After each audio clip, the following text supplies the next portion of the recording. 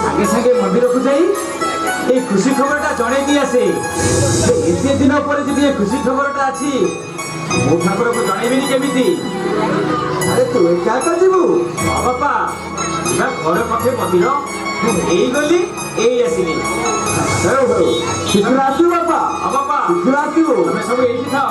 ଆସୁଛି ମା, ମୁଁ ଆସୁଛି।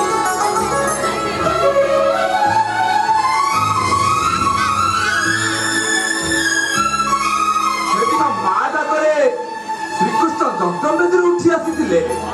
ପ୍ରଭାତ ଯଜ୍ଞରେ ଯଶୋଦା କଥା ପ୍ରମାଣିତ କରିଥିଲେ।